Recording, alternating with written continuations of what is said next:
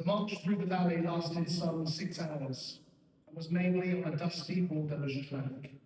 Finally, we turned off, and after a mile or so, entered an area surrounded on all sides, except where we entered by high jungle-clad hills. This was Battalion HQ, and after a meal and a welcome mug of tea or two, we were allocated to companies which went enough hours struggling through the jungle, up the hill, until we found the company headquarters. By this time, we were so exhausted, it was difficult to stand, and as soon as we got full down, we knew no more until about 500 hours.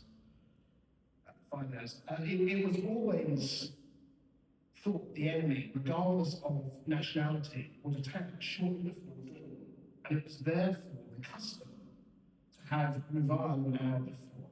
Shortly after, at a time preset by some mechanism in the animal instinct, always at the exact moment, certainly minutes before the sun began its rise above the horizon, the jungle inhabitants, monkeys and various predators began a dual course of unbelievable noise. The first lesson of the jungle was that the density of vegetation beneath the dense trees makes visibility virtually non-existent. The very opposite of desert warfare, when a tank commander sitting in his tank could see to the horizon in any direction, and any movement of enemy forces would raise a cloud of dust visible for miles and could be observed some miles away. In the jungle, the presence of the enemy just 6 feet away could not be seen if he was wearing camouflage and kept still. This became apparent to me on our third day. After spending the first 2 on general perimeter duties, digging slit trenches, hauling water and supplies, I was detailed to take 6 men to a map reference, which would reveal a bridge across the Chagrin, a dry riverbed at this time of year, but raging hot in the monsoons. We arrived at this point, and I went forward to examine the bridge, which was a sturdy local timber contraption across a deep valley. It was about 15 yards across.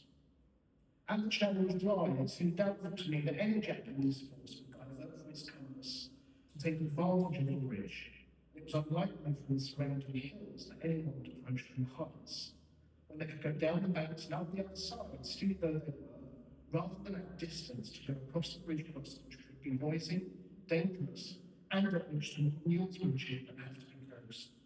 However, our orders were to observe the bridge and note all traffic across it during 14 hours long watch, from 4 p.m. to 6 a.m., and it was stressed that we were not fighting on patrol, merely observers, who would only fire if we were to act.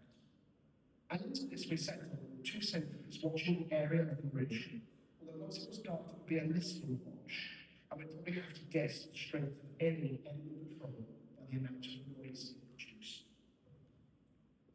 After a period of thrashing around as everyone divested themselves of everything, equipment containing red magazines, ammunition, rations, water, we finally settled down. I issued orders for everyone to make sure he had his rifle, or whatever weapon he was responsible for, bounty of ammunition, and 3 or 4 grenades close by, so they knew where they were to put their hand on them. The jungle also settled down.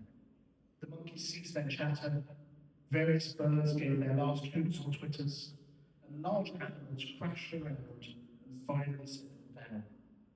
Only the cicadas buzzed and the mosquitoes whined. I changed the lookouts at 8 o'clock and went on watch myself at 10 o'clock alone, and at 2 o'clock detailed the next 2.